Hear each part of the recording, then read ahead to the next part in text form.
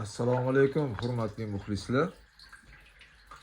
Bugun mana shu arpamizni, mana shu arpamni уже 8 kundan o'tgani.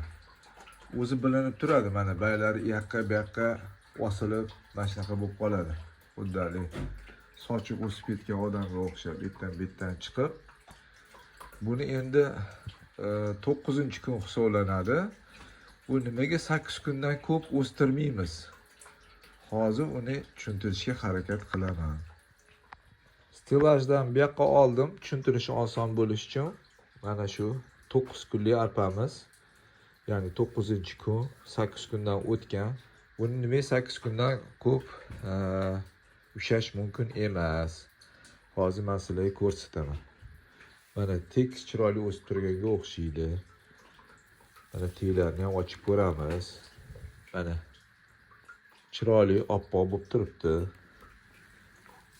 Nega darcha o'stirmaymiz?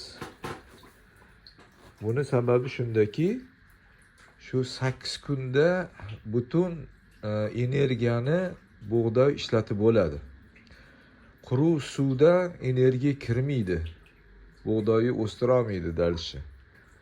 Nima bo'ladi? Hozir mana dod ichini ochsanglar ko'rinadi. Mana ko'rinyapti, mana yaqinroq olib kelaman. Boylashni boshlagan ichidan.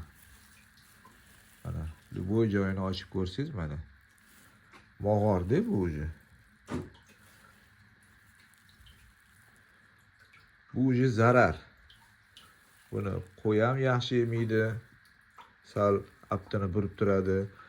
To'g'laku yevoradi-yu, lekin mog'orlagan narsani yemagan yaxshi-da.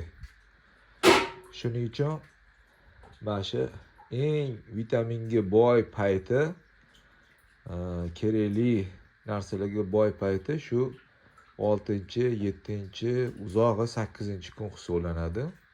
Undan keyin o'stirishga harakat qilmanglar.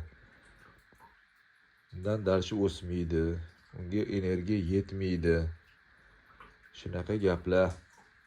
Sog' bo'linglar, yaxshilikni ko'rishaylik. Assalomu alaykum va rahmatullohi va barakatuh.